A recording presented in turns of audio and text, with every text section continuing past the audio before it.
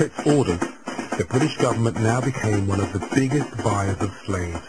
Men were purchased for around £70 per head. We were made to leave the slave ships and stand in long lines in the slave market. White doctor examine us.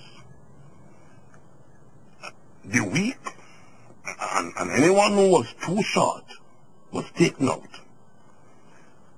A card with our new name was hung around the neck of each man who remained. Black soldier came, the first you see.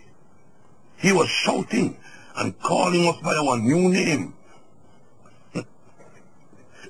We had to march. At that time, we did not march like proper soldiers. We were taken to our new home where we were given uniforms to wear. We were soldiers, soldiers of the West India Regiment.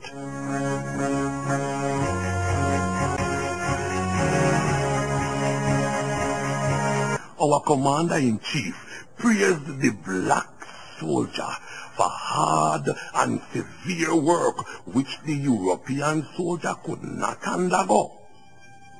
Although the West India Regiment's black troops were risking their lives to defend British interests, they were still subject to the infamous slave codes. The Barbados Slave Code was set up in 1661 to provide a legal base for slavery. It denied slaves even basic rights under British law. They were still the property of their masters, but we, the soldiers of the West India Regiment, we were all free citizens. Black and British.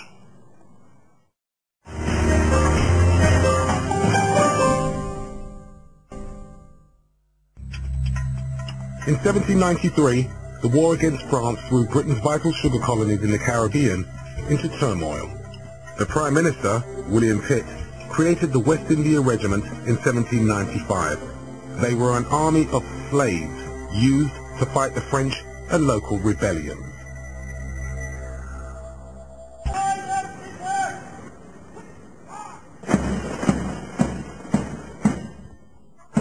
And eyewitness accounts from Victorian times show the West India Regiments were just as an impressive sight on parade as the Barbados Defence Band are today.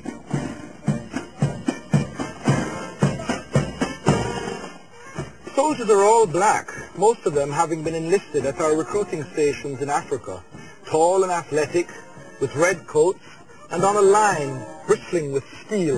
Their ebony faces gave them a peculiarly warlike appearance. We are the Queen's gentlemen. We are paid like white soldiers. We receive the same food. Our sick and our wounded are treated in the army hospitals.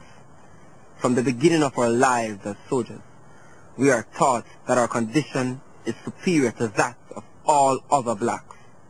We know it is true.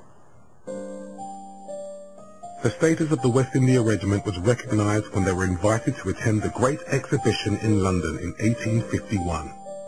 It was created by Queen Victoria's husband, Prince Albert, to showcase the achievements of the British Empire. At home, they remained essential to controlling the local black population. We are divided as detachments, then dispersed amongst white regiments to garrison the colonies. Some at forts, some at posts near to plantations. We protect the colonies from invaders, but we must also watch our local blacks. On market days, we meet black people from all over the island. They invite us as guests to their homes.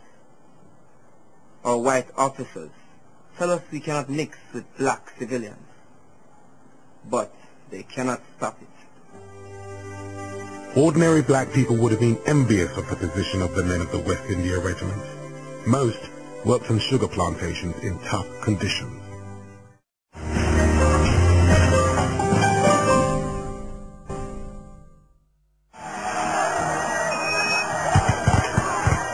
In 1793, the war against France threw Britain's West Indian colonies into turmoil. Desperate to protect the major source of Britain's wealth, slave-grown sugar, Prime Minister William Pitt created a new slave army in 1795, the West India Regiment. Their bravery and skill as professional soldiers made them vital to British dominance in the Caribbean. In 1807, 30 years before slavery ended in the British Empire, the government passed a law that made every one of its 10,000 black West Indian soldiers a free citizen and the equal of any white soldier of the crown. But at Up Park Camp. And despite being recognized as crack troops, West Africa was to be the last major campaign. After the treaties were signed, a colonial rule was finally established.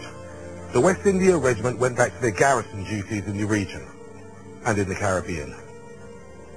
Their days of adventure were over.